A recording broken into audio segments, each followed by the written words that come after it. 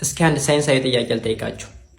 አንድ አውሮፕላን ከምዕራብ ተነስቶ ወደ ምስራቅ በመሬት የሽክርክሪት ፍጥነት ቢጓዝ ምን ሊፈጠር ይችላል? ሊፈጠር የሚችለው አውሮፕላኑ ላይ ቀንና ሌሊት አይፈራረቅም ነው መልሱ። ያ ማለት የመሬት የሽክርክሪት ፍጥነት 465 ሜትር ፐር ሰከንድ ነው። የአውሮፕላኑም 465 ሜትር ፐር ሰከንድ ቢሆን ብለን የተነሳን እና ከምዕራብ ተነስቶ ወደ ምስራቅ ቢጓዝ የተነሳበት ሰዓት ለምሳሌ ከቀኑ 6 ሰዓት ቢሆን እዛ አውሮፕላን ላይ ሁሌ ከቀኑ 6 ሰዓት ነው። ሁሌ ማለት ነው። ኦኬ።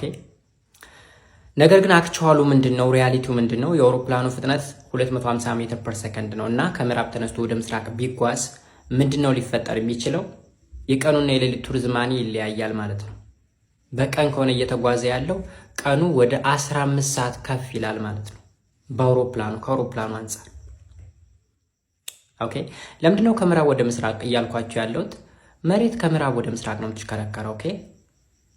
እኛ ደግሞ የሚሰማን ፀሐይ ከምስራቅ ወደ ምዕራብ ወጣ እየጠለቀች መስሎ ይታየናል። this is called apparent movement of the sun ይባላል። apparent movement ማለት እውነት ያልሆነ ግን እውነት መስሎ የሚታየን እንቅስቃሴ ማለት ነው። thank you